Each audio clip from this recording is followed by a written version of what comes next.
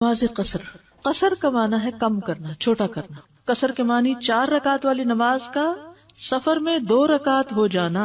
نماز قصر کی مشروعیت کیا ہے، یعنی اس کی دلیل کیا ہے؟ قرآن مجید میں آتا ہے وَإِذَا ضَرَبْتُمْ فِي الْأَرْضِ فَلَيْسَ عَلَيْكُمْ جُنَاحٌ أَن تَقْصُرُوا مِنَ الصَّلَاةِ إِنْ خِفْتُمْ أَن يَفْتِنَكُمُ الَّذِينَ كَفَرُوا إِنَّ الْكَافِرِينَ كَانُوا لَكُمْ عَدُوًّا مُبِينًا. اور جب تم زمین میں سفر کرو تو تم پر کوئی گناہ نہیں کہ نماز کچھ کم کر لو، اگر ڈرو کہ تمہیں وہ لوگ فتنے میں ڈال دیں گے جنہوں نے کفر کیا، بے شک کافر ہمیشہ سے تمہارے کھلے دشمن.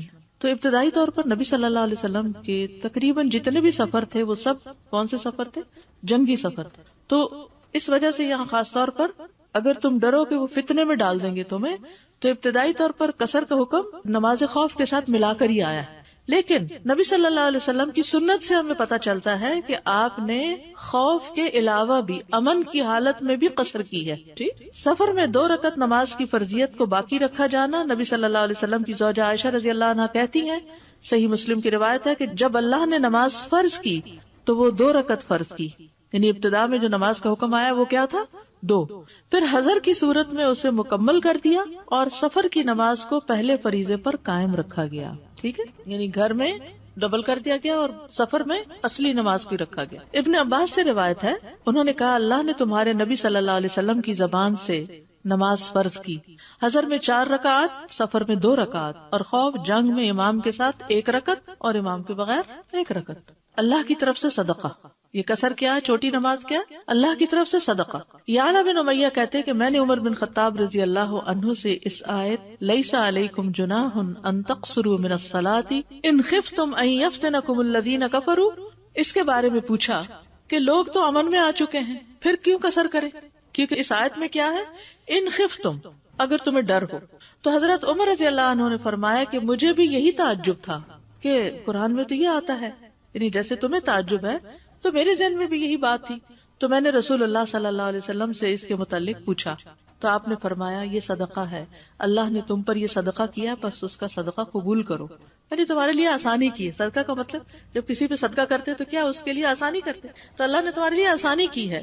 قصر میں اللہ کی رحمت. ابن قیم کہتے ہیں سفر بذات خود عذاب کا ایک ٹکڑا ہے، یہ خود ہی مشقت اور دقت ہے. اگر کوئی مسافر خوشحال ترین لوگوں میں سے بھی ہو تو وہ اپنے حساب سے مشقت اور دقت ہی میں ہوتا ہے. چاہے آپ بزنس کلاس کیا فرسٹ کلاس کی بھی سیٹ بک کر لیں تو 14 گھنٹے فلائٹ کے اندر بند رہنا قید خانے سے کم نہیں ہوتا، کہ جس میں زیادہ تر لیٹنے کی بھی جگہ کتنی ہوتی ہے، اور پھر یہ کہ چلنے پھرنے کی تو نہ ہونے کے برابر، اور پرائیویسی بھی کم ہوتی ہے، اور تھکاوٹ بھی ہوتی ہے، ایئر پریشر بھی ہوتا ہے، سب کچھ ہوتا ہے. جی، یعنی اس دور میں تو خیر بہت ہی زیادہ مشقتیں تھیں، لیکن آج کے دور میں بھی کسی بھی قسم کا سفر ہو تھکاوٹ تو ہوتی ہی ہوتی ہے.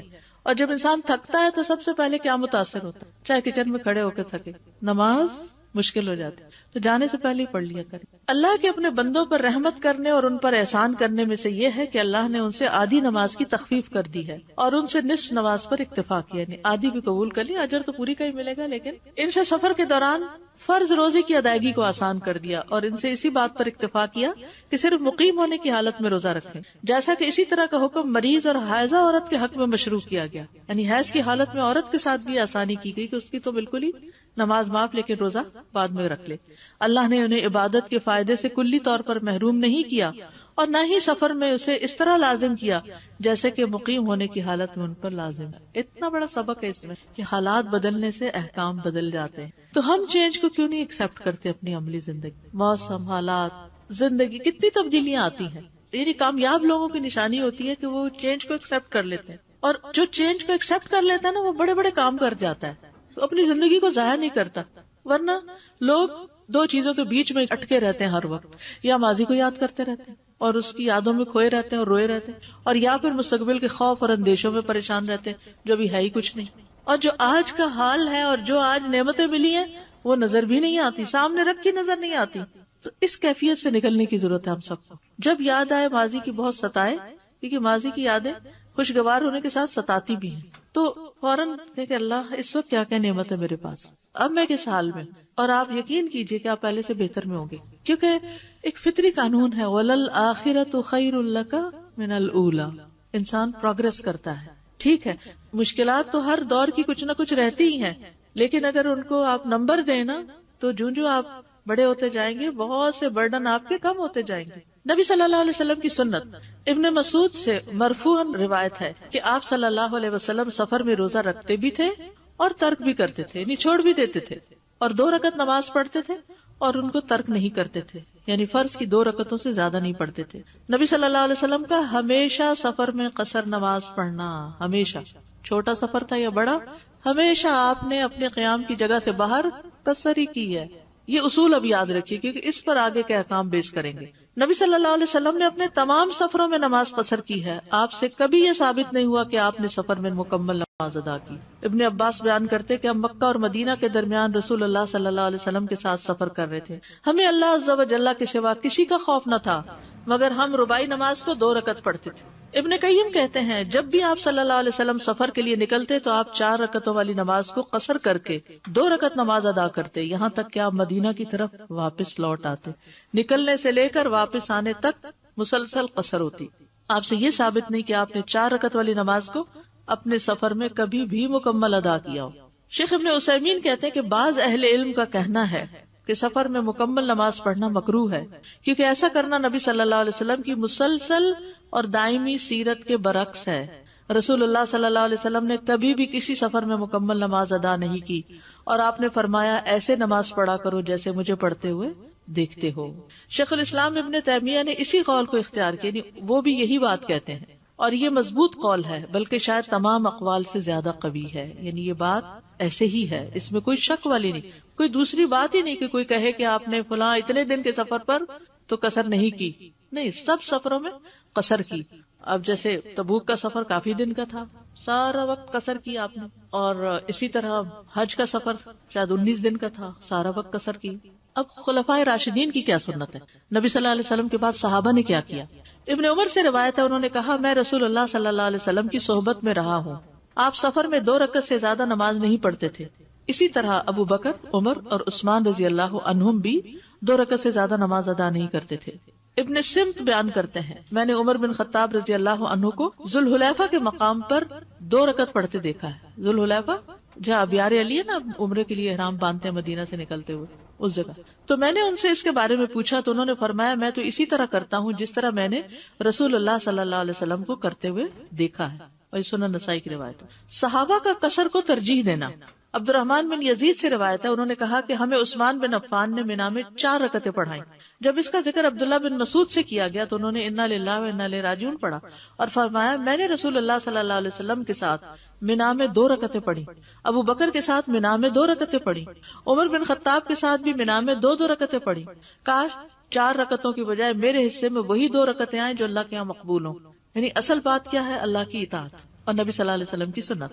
حفص بن عاصم سے روایت ہے، انہوں نے کہا کہ میں بیمار ہوا تو عبداللہ بن عمر میری عیادت کرنے آئے.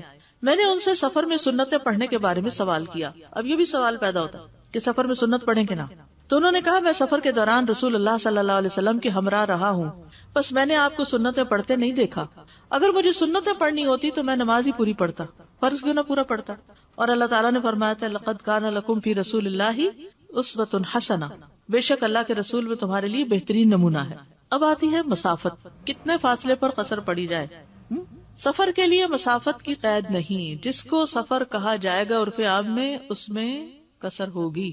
جس کو آپ سفر کہیں گے کہ ہم سفر پہ جا رہے ہیں، کوئی بھی سفر چاہے وہ لمبا ہو یا چھوٹا اس میں قصر جائز ہے اور اس کی کوئی حد مقرر نہیں. شیخ الاسلام ابن تیمیہ، ابن قیم، ابن قدامہ، شوکانی، ابن عثیمین، ابن جبرین نے اللہ تعالیٰ کے اس قول سے دلیل لی ہے وَإِذَا ضَرَبْتُمْ فِي الْأَرْضِ، کیا ہے اس کا ترجمہ کہ جب تم زمین میں سفر کرو، یعنی اپنا گھر چھوڑ دو اور سفر کے لیے نکل جاؤ تو تم پر گناہ نہیں کہ تم نماز میں سے کم کر لو. اور انہوں نے کہا کہ قرآن و حدیث میں سفر کی کوئی حد وارد نہیں ہوئی، کوئی حد قرآن میں نہیں، کوئی حد حدیث میں نہیں.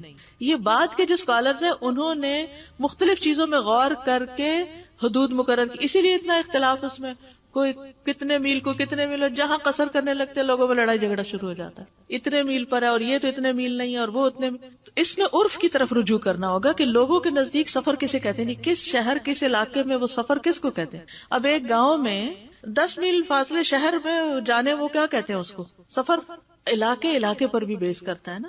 اور پھر عرف عام میں جس کو آپ سفر شمار کریں گے. تو اس میں پھر یہ دیکھا جائے گا کہ جو میں نکل کے جا رہی ہوں یہ سفر ہے بھی یا نہیں ہے، اور آگے پھر دیکھتے ہیں. اور انہوں نے کہا اس آدمی کے قول کی کوئی دلیل نہیں جو 1، 2 یا 3 دن کے ساتھ سفر کی مدت کو متعین کرتا ہے. یعنی 2 دن ہو تو پھر سفر ہوگا، 3 دن کے لیے جاؤ تو سفر ہوگا، اگر 1 دن کے لیے گئے تو سفر نہیں. اب آپ دیکھیے بہت سی جگہ ایسے ہیں جس میں لوگ ایک فلائٹ لے کے صبح کو جاتے ہیں اور دوسری فلائٹ لے کے شام کو واپس آ جاتے ہیں، اور ہو سکتا ہے کہ وہ کئی 100 میل کے فاصلے پر جائیں اس طرح. تو اس میں یہ نہیں کہا گیا کہ 1 دن کا سفر نہیں ہوگا اور 3 دن کا ہوگا سفر، نہیں، تو مدت بھی نہیں اس میں. اور انہوں نے کہا کہ اس آدمی کے قول کی کوئی دلیل نہیں جو 1 یا 2 دن یا 3 دن کی سفر کی مدت کو متعین کرتا ہے. انہوں نے اس کی دلیل یہ دی ہے کہ رسول اللہ صلی اللہ علیہ وسلم نے فرمایا کوئی عورت 1 برید تک سفر نہ کرے مگر اس کے ساتھ اس کا محرم ہو جو اس پر حرام ہو، یعنی جس کے ساتھ اس کی شادی نہ ہو سکتی. تو اب یہ چونکہ سفر شمار ہوگا تو برید کتنا ہوتا ہے وہ آگے ابھی بتایا جائے گا. ابن قیم نے کہا آپ صلی اللہ علیہ وسلم نے اپنی امت کے لیے کوئی بھی مسافت متعین نہیں کی، نہ ہی نماز کو قصر کرنے کے لیے نہ ہی روزہ چھوڑنے کے لیے، بلکہ سفر کے مطلق ہونے اور زمین میں چلنے کے بارے میں اس حکم کو مطلق رکھا ہے، متعین نہیں کیا، جیسا کہ تیمم کے حکم کو بھی ہر سفر میں مطلق رکھا ہے. ٹھیک ہے، یعنی جہاں پانی نہ ملے، یعنی گھر سے باہر ہو پانی ہے ہی نہیں، تو آپ تیمم کر سکتے ہیں. اور یہ بات کہ آپ صلی اللہ علیہ وسلم سے یہ روایت کیا جاتا ہے کہ 1 دن 2 دن یا 3 دن کا سفر ہو، تو اس بارے میں نبی صلی اللہ علیہ وسلم سے کوئی چیز قطعاً درست ثابت نہیں. ٹھیک ہے. علامہ البانی کہتے ہیں پس بے شک کتاب اور سنت میں سفر مطلق بیان ہو. مطلق کا معنی سمجھتے ہیں؟ اپوزٹ آف مقید، ان لمیٹڈ. مطلق کیا؟ غیر متعین. اسے کسی مسافت کے ساتھ مقید بیان نہیں کیا گیا، جیسا کہ اللہ تعالیٰ کا یہ فرمان ہے وَإِذَا ضَرَبْتُمْ فِي الْأَرْضِ فَلَيْسَ عَلَيْكُمْ جُنَاحٌ أَن تَقْصُرُوا مِنَ الصَّلَاةِ. ٹھیک ہے. حدیث میں برید، میل اور فرسخ کو مسافت کے طور پر ذکر کیا جانا، یعنی مسافت جیسے ہم کہتے ہیں نا کلومیٹر، مائلز، اس طرح، تو اس زمانے میں یہ ٹرمز استعمال ہوتی تھی. عبد الرحمن بن ہرملہ سے مروی ہے، انہوں نے کہا میں نے سعید بن مسیب سے کہا کیا میں مدینہ سے 1 برید کے مسافت پر نماز قصر کروں اور روزہ چھوڑ دوں؟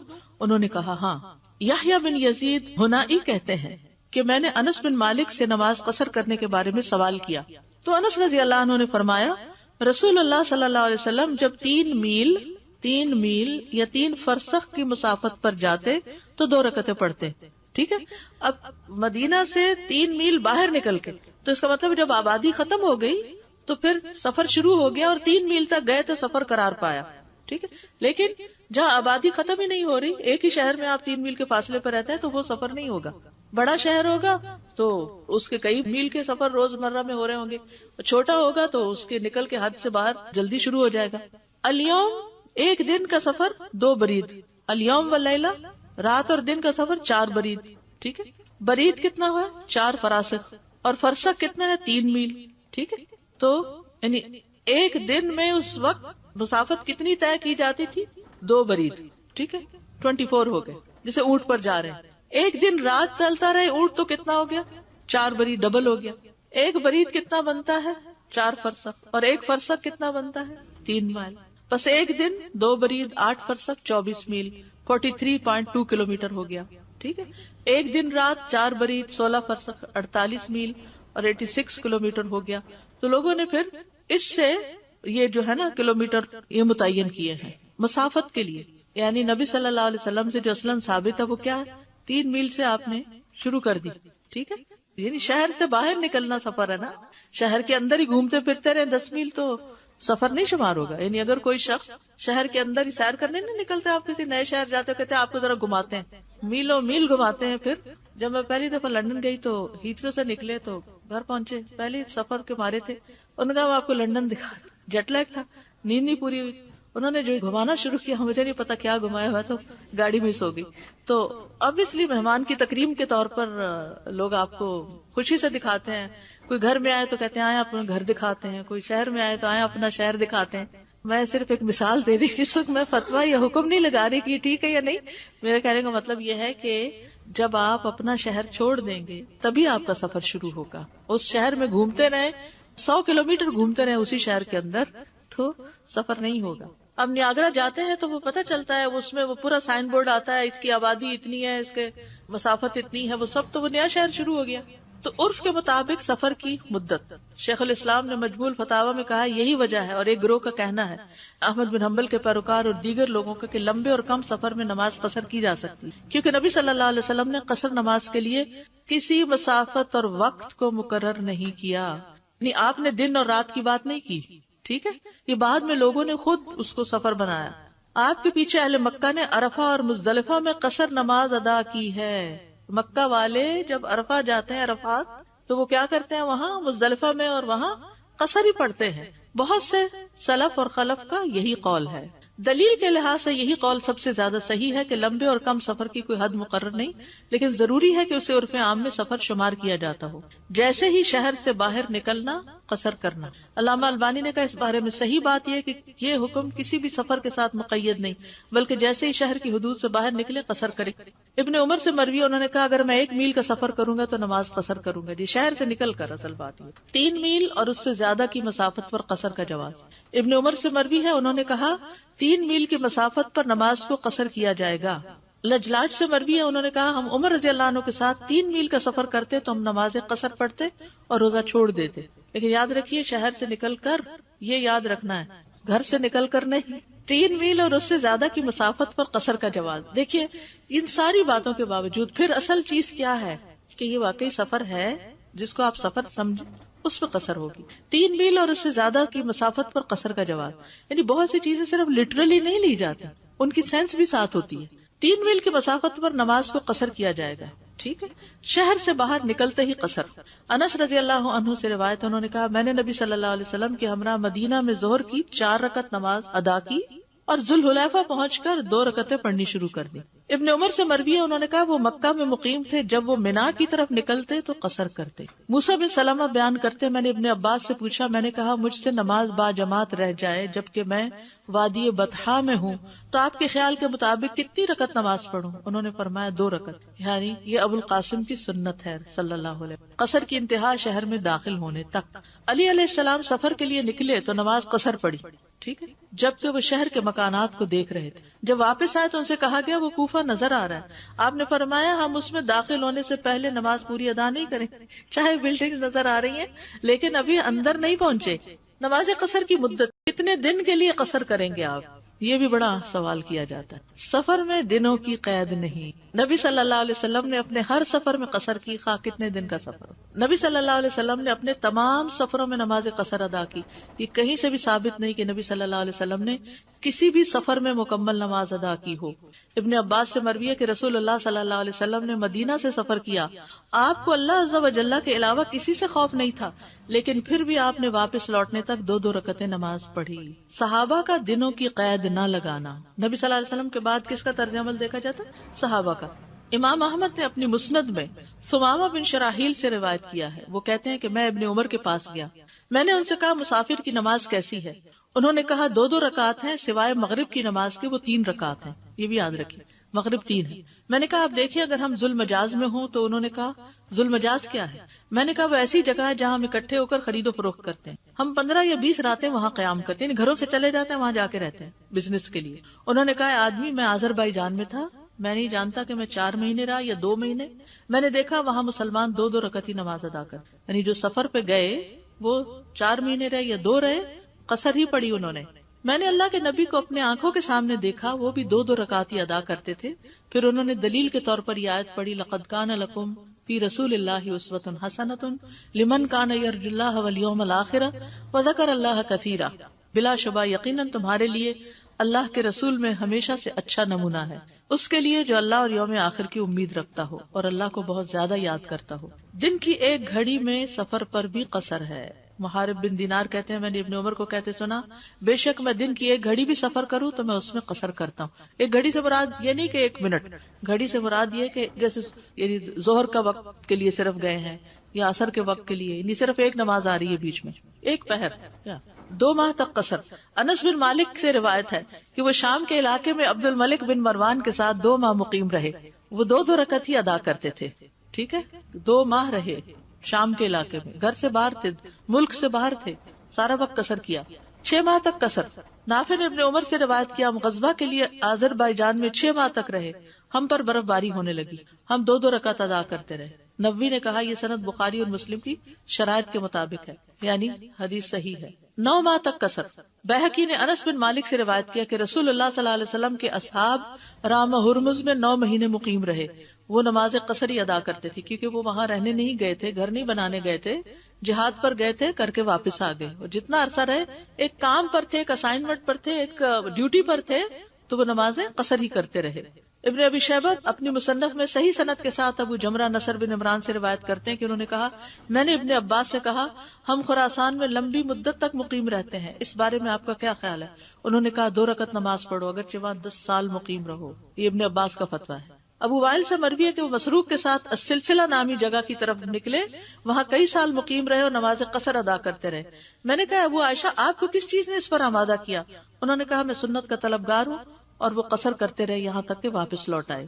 معمر سے مروی ہے، وہ ابو اسحاق سے روایت کرتے ہیں، انہوں نے کہا ہم ایک حکمران کے ساتھ مقیم رہے، میرا خیال ہے کہ سجستان میں 2 سال مقیم رہے، اور ہمارے ساتھ ابن مسعود کے شاگردوں میں سے ایک آدمی تھا، وہ ہمیں 2 رکعتیں پڑھاتا رہا یہاں تک کہ واپس چلا گیا۔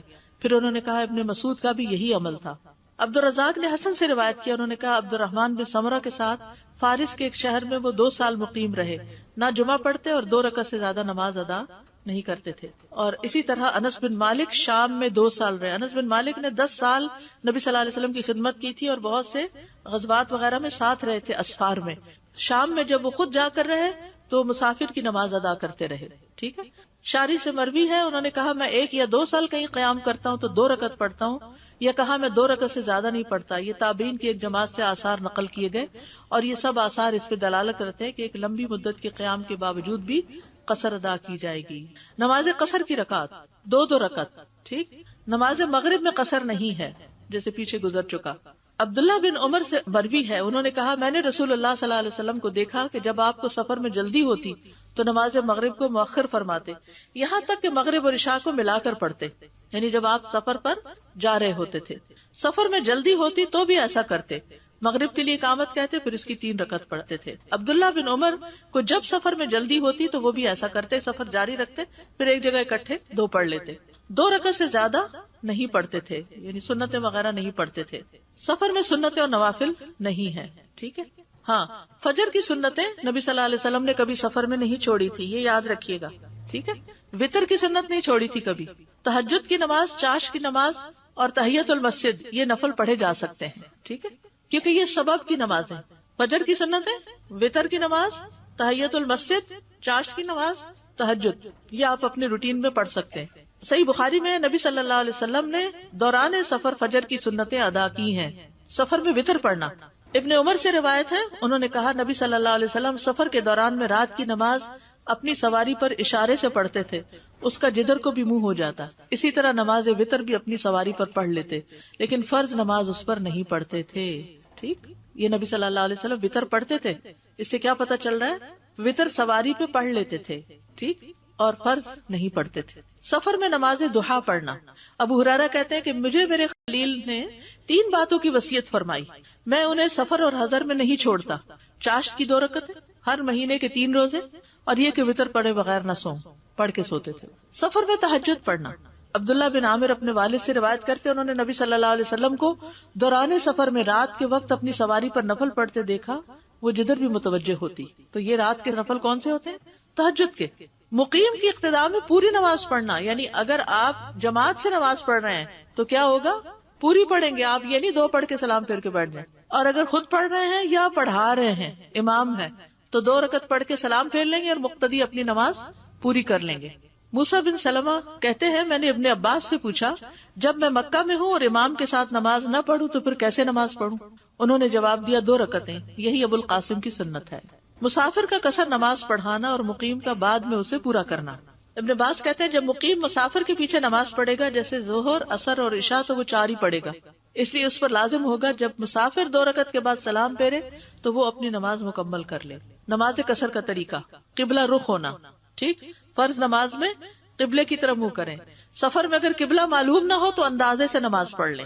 ٹھیک ہے، یہ پیچھے بھی حدیثیں گزر چکی ہے کہ وہ سب نے نشان لگایا جب پتہ نہیں چل رہا تھا اور سب کے غلط تھے، لیکن نماز دوبارہ دہرائی نہیں گئی۔ مردوں کا با جماعت نماز پڑھنا، جنگ میں بھی جماعت کا حکم ہے تو سفر میں بھی جماعت کرنی چاہیے۔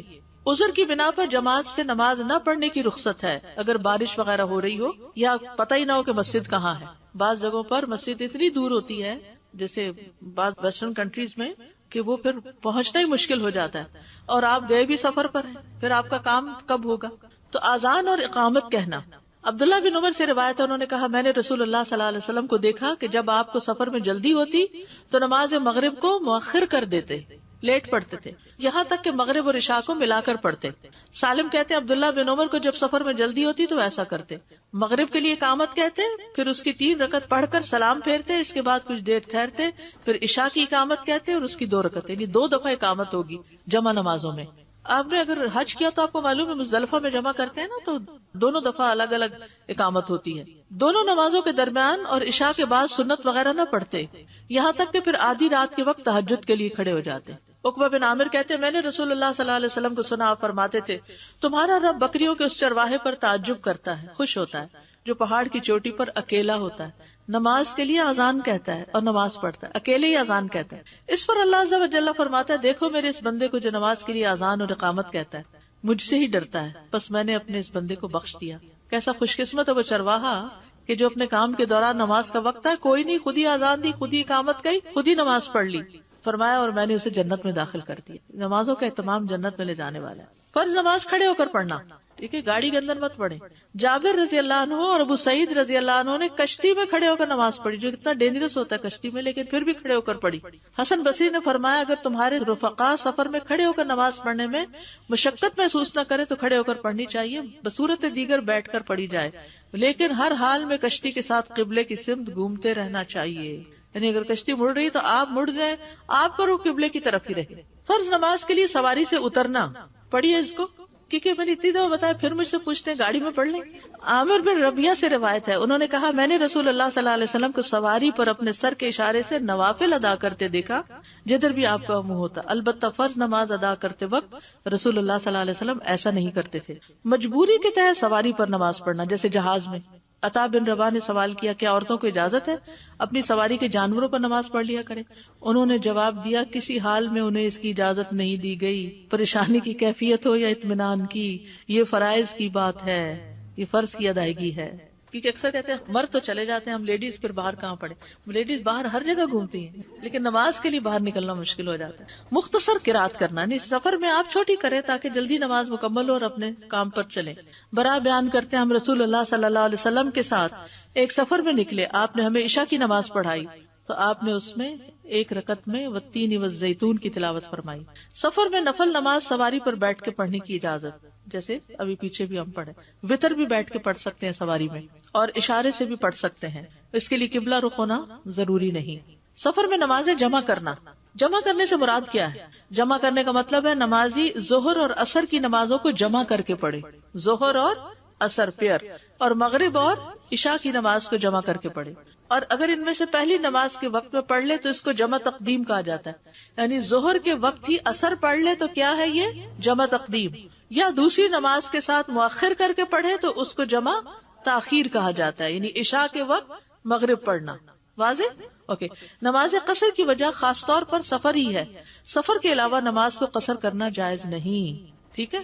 سفر کے علاوہ نماز چھوٹی نہیں پڑھ سکتے گھر میں. اور نماز کو جمع کرنے کا سبب ضرورت اور عذر ہے. جمع کرنے کا سبب کیا ہے؟ ضرورت اور عذر.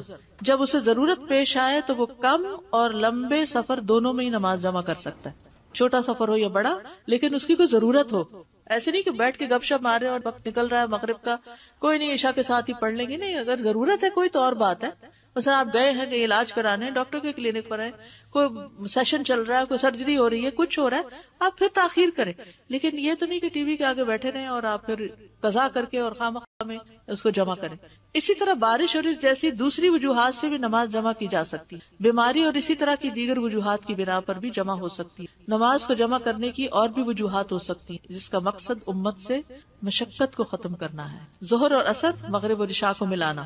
معاذ بن جبل سے روایت ہے نبی صلی اللہ علیہ وسلم نے غزوہ تبوک کے موقع پر سفر میں ظہر اور عصر کو اور مغرب اور عشاء کو جمع کر کے پڑھا, یعنی اسی طرح پڑھ رہے تھے. باقاعدہ جنگ نہیں ہوئی تھی لیکن دشمن کا خطرہ تو ہمیشہ رہتا ہے نا, تو آپ نے نمازیں جمع کروائی تھی. ابن عباس سے روایت انہوں نے فرمایا کہ رسول اللہ صلی اللہ علیہ وسلم دوران سفر میں ظہر اور عصر کی نماز کو اسی طرح مغرب اور عشاء کو ملا کر پڑھتے تھے، جمع تقدیم و تاخیر. انس بن مالک سے روایت ہے انہوں نے کہا نبی صلی اللہ علیہ وسلم جب زوال آفتاب سے پہلے سفر کا آغاز کر لیتے، یعنی ابھی ظہر کا وقت نہیں آیا، تو ظہر کو عصر کے وقت تک مؤخر کر دیتے. یعنی 12 بجے ظہر شروع ہوگی اور آپ 11:30 نکل گئے ہیں، تو پھر آپ چلتے رہے تاکہ عصر کا وقت آئے تو اترے اور دونوں نمازیں اکٹھی پڑھ لیں. ٹھیک ہے. پھر ظہر اور عصر دونوں کو ملا کر پڑھتے. جب سورج ڈھلنے کے وقت سفر شروع کرتے تو ظہر پڑھ کر سفر کے لیے سواری پر سوار ہوتے. ٹھیک ہے. یعنی ٹائم داخل ہو گیا، یعنی داخل ہو گیا پھر بھی آپ کے کوئی نہیں بعد میں جا کے پڑھ نہیں، پڑھ کے نکلیں. پھر ٹائم نہیں داخل ہوا تو بعد میں پڑھ لیں، ہو گیا ہے. جی کامن سینس کی بات ہے. کتنی آسانی ہے ہمارے دین میں. بس نماز نہ چھوڑے. ہمیں یہ مسائل پتہ نہیں ہوتے اور ہم نماز چھوڑ کے بیٹھ جاتے ہیں کہ اب تو ٹائم ہی گزر گیا، اب کیا پڑھنا. نافع کہتے ہیں کہ ابن عمر رضی اللہ عنہ نے صرف ایک مرتبہ 2 نمازوں کو اکٹھا کیا تھا. اس کی صورت یہ ہوئی تھی کہ انہیں صفیہ بنت ابی عبید کی بیماری کی خبر معلوم ہوئی تو وہ عصر کی نماز کے بعد روانہ ہوئے اور سامان وہیں چھوڑ دیا اور اپنی رفتار تیز کر دی. دوران سفر نماز مغرب کا وقت آ گیا. ان کے کسی ساتھی نے انہیں متوجہ کرتے ہوئے کہا نماز کا وقت ہو گیا، لیکن انہوں نے کوئی جواب نہیں دیا. دوسرے نے ان سے کہا، انہوں نے پھر بھی جواب نہیں دیا. تیسرے نے ان سے کہا، انہوں نے فرمایا میں نے رسول اللہ صلی اللہ علیہ وسلم کو دیکھا ہے، اگر آپ کو چلنے میں جلدی ہوتی تھی تو نماز کو مؤخر کر کے 2 نمازیں اکٹھی پڑھ لیتے تھے. ٹھیک ہے. بہن سے ابھی تک وہ جو پلین میں سفر کرتی ہوں وہ کنفیوژن نہیں گیا، حالانکہ آپ نے کافی تفصیل سے بتایا. کنفیوژن بتائیے. یہ کہ وہ ہم بیٹھتے ہیں، اگر جیسے یہاں سے ہم 6 بجے کی ہماری فلائٹ ہے، ہم 4 بجے چلے گئے، نماز اثر پڑھ لی، لیکن اب جو دوران میں جو وقت آتا ہے نا جیسے دین ہی دین چلا آ رہا ہے تو وہ پتہ ہی ایک دن میں ایک دفعہ ظہر پڑھیں گے چاہے وہ دن 30 گھنٹوں کا ہو، ڈزنٹ میٹر. نیو یارک کی سفر کے لیے نکلے اور کچھ ایسا پرابلم تھا کہ ہمیں نکلنا تھا، ظہر ہونے والی تھی. جیسے ہی ہم نکلے، ہم ابھی یہیں تک پہنچے تھے ہورنٹیریو تک، تو ظہر ہو گئی. میرا دل تھا کہ میں ظہر اثر ملا کے پڑھ لوں اور پھر ہم وہاں پہنچ کے مغرب عشاء پڑھیں. ٹھیک ہے. تو اب کنفیوژن یہ ہوا کہ الہدا جا کے نماز پڑھ لیں، اب وہ مسیساگا میں ہے. پھر خیال آیا کہ نہیں، محلے سے نکلنا لازمی ہے، شہر سے نکلنا لازمی. پھر ہم برامپٹن گئے. کوئی ضرورت نہیں تھی، یہیں سے پڑھ کے نکل سکتے تھے آپ. یہاں سے پڑھ کے. ہاں اور تو آپ نے ابھی کہا کہ نہیں وہ شہر سے نکلنا لازمی ہے. تو قصر کے لیے شہر سے قصر ہی تو کرنی تھی. نہیں تو پوری پڑھ لیتے نا. تو پوری ملا کے پھر وہی ہے کہ کوشش تھی کہ پوری جو ہے وہ پوری ملا، یعنی ظہر کے 4 اور عصر کے 4 پڑھ کے نکلتے. وہاں پہ بھی کنفیوژن ہے نا کہ کچھ لوگ کہتے ہیں کہ آپ مطلب سفر میں ہی آپ دیکھیں ابھی ملائیں. نہیں، جمع میں 2 چیزیں بتائی ہیں، ضرورت اور عذر. جی. ضرورت کیا ہے؟ جیسے آپ یہ ضرورت تھی. اوکے. اور عذر کیا ہے کہ کوئی اتنا بیمار ہو گیا ہے کہ اس کو بار بار وضو کرانا، تیمم کرانا مشکل ہے، تو اس کی نماز یعنی جیسے اسپتال میں ہے کوئی، تو دونوں نمازیں اکٹھی کرا دی جائیں. یا بعض اوقات آپ دیکھیں کہ یہاں پر راتیں اتنی چھوٹی ہو جاتی ہیں گرمیوں میں کہ صبح کام پہ آپ جا نہیں سکتے اگر آپ رات 11 بجے عشاء پڑھیں. ٹھیک ہے. تو کئی مسجدوں میں کیا ہوتا ہے، مجھے نہیں پتا، یہاں کا لندن میں تو ہوتا تھا کہ مغرب اور عشاء کو جمع کر دیتے تھے. دوسرا سوال یہ ہے کہ جو آپ کہہ رہی ہیں کہ یو کے میں نمازیں ملا دی جاتی ہیں مغرب اور عشاء، یہاں نمازیں ملائی تو نہیں جاتی، لیکن عام طور پہ جب یہ دن لمبے ہوتے ہیں اور تھوڑا ارلی کر لیتے ہیں. جی، تو اس میں یہ ہے کہ عام طور پہ رمضان میں ہوتا ہے اور اس کی وجہ یہ دی جاتی ہے کہ لوگوں نے تراویح پڑھنی ہوتی ہے، پھر صبح اٹھنا بھی ہوتا ہے. تو مجھے یہ ہوتا ہے ہمیشہ کہ صرف 10 سے 15 منٹ کا وہ ہے. اگر 10 منٹ 15 منٹ پھر تو ویٹ کرنا چاہیے. نہیں جی ہاں، لیکن اگر گھنٹے 1.5 گھنٹے کا فرق ہے تو پھر اور بات ہے. 10 سے 15 منٹ کا ہوتا ہے، لیکن کچھ مسجدیں وہ نماز کو پھر جلدی کر دیتی ہیں اور اس وقت تک وہ شفق غائب نہیں ہوئی ہوتی. یہاں شفق تو گرمیوں میں ہو جاتی ہے. اچھا. مطلب وہی 10 منٹ کا ہی فرق ہوتا ہے کہ شفق غائب ہو جاتی ہے. 10 منٹ ویٹ کرنا افضل ہے. السلام علیکم ورحمۃ اللہ وبرکاتہ. میرا کوشچن یہ ہے کہ اگر کوئی جاب کے سلسلے میں گھر سے دور جاتے ہیں اور تقریباً 1.25 گھنٹے یا 1.5 گھنٹے کی مسافت پر، یہ روز کا معمول ہے، تو کیا ایسے میں قصر کریں؟ السلام علیکم استاذہ. وعلیکم. جیسے آپ اپنے بارے میں اگر بتائیں، آپ جیسے یہاں کینیڈا آئی ہیں تو 3-4 مہینے اگر آپ نے رہنا تو کیا آپ، کیونکہ آپ کے پاس یہاں گھر بھی ہے، تو آپ قصر پڑتی ہیں یا؟ میں اس کو قیام شمار کرتی ہوں یہاں. تو اگر ہم پاکستان گئے ہیں 3-4 مہینوں کے لیے، دیکھیے آپ کا قیام، کیونکہ یہاں میرا ایک طرح سے، اب میں چونکہ ریزیڈنٹ ہوں تو یہ میرا قیام بنتا ہے. اچھا. میں چونکہ ریزیڈنٹ ہوں یہاں کی، تو ریزیڈنٹ کا مطلب کیا، مسافر نہیں نا. تو اگر آپ کے پاس پاکستان کی نیشنلٹی بھی ہے ہاں. تو آپ ریزیڈنٹ ہوئے پھر وہاں کے؟ جی ریزیڈنٹ. تو اس کا مطلب ہے کہ وہاں اگر آپ رہے مہینہ بھی تو آپ وہاں قصر نہیں لیکن یہ ہے کہ میرا تو چونکہ فریکوینٹ یہ ادھر اور ادھر ہے نا، تو آپ لوگ مستقل یہاں رہ رہے ہیں. اچھا ہے نا، ٹھیک ہے. اور رشتے داروں سے ملنے چھوٹے موٹے کام کرنے کے لیے جاتے ہیں تو اس میں پھر سفر شمار ہوگا. اچھا ٹھیک ہے، چلیں جزاک اللہ خیر.